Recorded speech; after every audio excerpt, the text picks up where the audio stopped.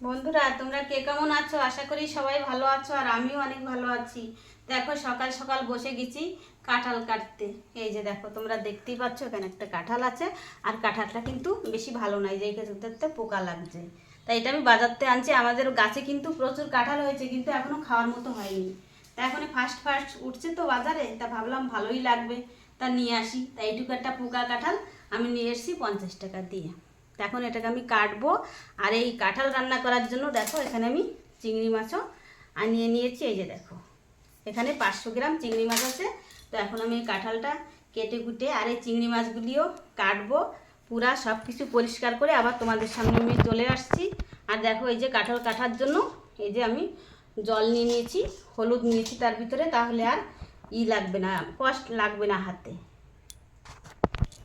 একটু সরষের তেল দিয়ে বটিটার গায়ে লাগিয়ে নিলাম, আর আমার হাতেও লাগিয়ে নেব। আর জলের ভিতর তো হলুদ দিয়ে দিচ্ছি, তাহলে আর আঠাটা লাগবে না। এবার কাঁঠালটা কাটে দেখি যে এর ভিতরে কি অবস্থা।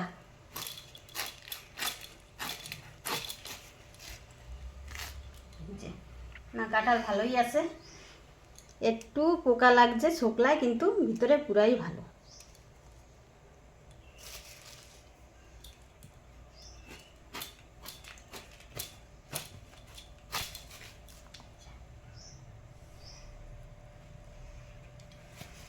এবার তোমরা সাথে থাকো, আমি এই কাঁঠাল পিস পিস করে কেটে নিই, তারপরে আমি আবার চলে আসছি তোমাদের সামনে রান্নার জন্য। এই দেখো কেমন করে কাটছি, এই যে গোটা গোটা করে কেটে নিছি। তাই এবার আমি এই কুকারে দিয়ে 2টা সিটি মেরে নেবো, তাহলে ফটাফট সিদ্ধ হয়ে যাবে। আর এই যে দেখো, এই পাশে মাছ কেটে ধুয়ে পরিষ্কার করে নিয়ে এসেছি। তো আমি এই 2টা সিটি মারবো কুকারে, তার ভিতরে আমি যা যা মশলা দেবো সেটা আমি রেডি করে নেবো।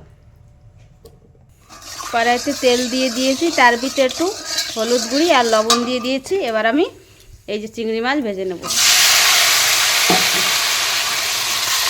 বেশি ভাজবো না, লাল লাল হওয়া পর্যন্ত ভাজবো।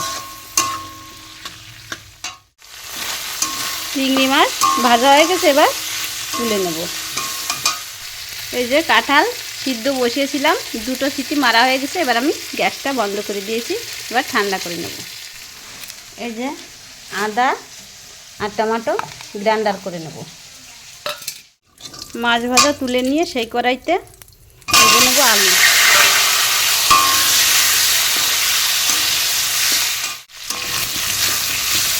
একটু নেড়ে চেড়ে নিয়ে দিয়ে দেবো অল্প একটু লবণ, দিয়ে দেবো একটু হলুদ গুঁড়ি। এবার 2 মিনিটের মতো ভেজে নেব। আলু ভাজা হয়ে গেছে, এবার তুলে নেব। এই দেখো, 2টা সিটি মেরে নিয়েছি, তাতে এই যে দেখো এত সুন্দর সেদ্ধ হয়ে গেছে। এবার আমি একটা ঝাঁঝরি নিয়ে নিয়েছি, আর তলে একটা বড় বাটি নিয়ে নিয়েছি। এবার আমি জলটা ছেঁকে নেব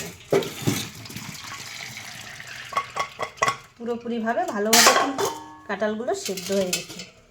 এবার এতে একটু আমি জলটা ছেঁকে নেব সুন্দরভাবে। আলু তুলে রেখেছি, এবার আমি দিয়ে দেবো এই যে কাঁঠালগুলি।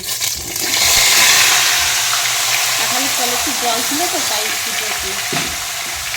এবার একটু নেড়ে চেড়ে নেব।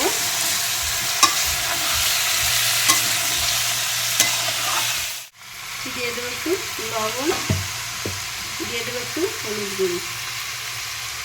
এবার 2 মিনিটের মতো নেড়ে চেড়ে কাঁঠালগুলো ভেজে নেব। ভাজা হয়ে গেছে, এবার তুলে নেব। এই দেখো, ভাজার পরে এই যে গোটা গোটা সুন্দর হয়েছে, এবার তুলে নেব। সেই কাঁঠাল তুলে রেখে তারপরে আবার একটু তেল দিয়ে দিয়েছি, দিয়ে দেবো গোটা জিরে, দিয়ে দিলাম তেজপাতা, দিয়ে দিলাম গোটা গরম মশলা। লাল লাল করে এবার ভেজে দেবো। ফোড়নটা ভাজা হয়ে গেছে, এবার দিয়ে দেবো বেটে রাখা টমেটো আর আদা, দিয়ে দেবো টক দই, দিয়ে দেবো বেটে রাখা কাজু বাদাম। এই যে দেখো, 1 মিনিটের মতো নেড়ে চেড়ে ভেজে নিলাম। এবার দিয়ে দেবো জিরার গুঁড়ো, দিয়ে দেবো ধনে গুঁড়ো, দিয়ে দেবো হলুদ গুঁড়ি, দিয়ে দেবো লঙ্কার গুঁড়ি, দিয়ে দেবো লবণ। এবার সব উপকরণগুলি নেড়ে চেড়ে কিছুক্ষণ তেল ছাড়া পর্যন্ত ভেজে নেব। দেখো মশলা ভাজা হয়ে গেছে, মশলা থেকে তেল ছেড়ে দিচ্ছে। এবার আমি দিয়ে দেবো গরম জল। এই যে দেখো এই পাশে চুলায় গরম জল বসিয়েছিলাম, হয়ে গেছে। এবার আমি গরম জল দিয়ে দেবো। ঝোল ফুটে উঠেছে, এবার দিয়ে দেবো সে ভেজে রাখা কাঁঠাল। আর বন্ধুরা তোমরাও কিন্তু এইভাবে রান্না করে কাঁঠাল রান্না করে খেয়ে দেখো, খেতে কিন্তু ভারী স্বাদ হয়। এবার দিয়ে দেবো আলু, আবার একটু মিশিয়ে নেব।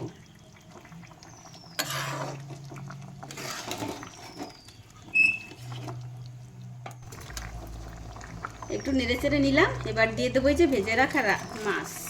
আর বন্ধুরা নিরামিষ বলতে আজকে আমি কিন্তু পেঁয়াজ রসুন দিই নাই, মাছটা দিলাম। যারা পেঁয়াজ রসুন না খায়, মাছ খায়, তাদের জন্য কিন্তু এই রান্নাটা কিন্তু খুবই ভালো। তাই এখন আমি আরও 2 মিনিটের মতো একটা ঢাকা দিয়ে রাখবো, তাহলেই আমার রান্নাটা হয়ে যাবে। ফিরে এলাম 2 মিনিট পর। ঢাকনাটা তুলে নিলাম। এই যে দেখো এঁচড়টা কত সুন্দর দেখা যাচ্ছে। তো তোমরা তো সবাই ঘরে এঁচড় রান্না করে খেয়েছো, তাই এইভাবে একবার হলেও রান্না করে খেয়ে দেখো, খেতে কিন্তু খুবই ভালো হয়। এবার আমি এই উপর থেকে একটু ধনে পাতা ছড়িয়েই নামিয়ে নেব। আর দিয়ে দেবো 1 চিমটি চিনি। তো রান্নাটা আমার হয়ে গেল। এবার নেড়ে চেড়ে মিশিয়ে দিয়ে আমি নামিয়ে নেব।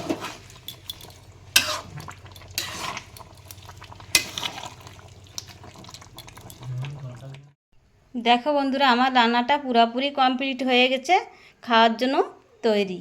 তো এইভাবেও তোমরা কিন্তু ঘরে রান্না করে খেয়ে দেখো। আর যারা পুরাই নিরামিষ খায়, মাছও খায় না, তারা কিন্তু মাছটা স্কিপ করতে পারো।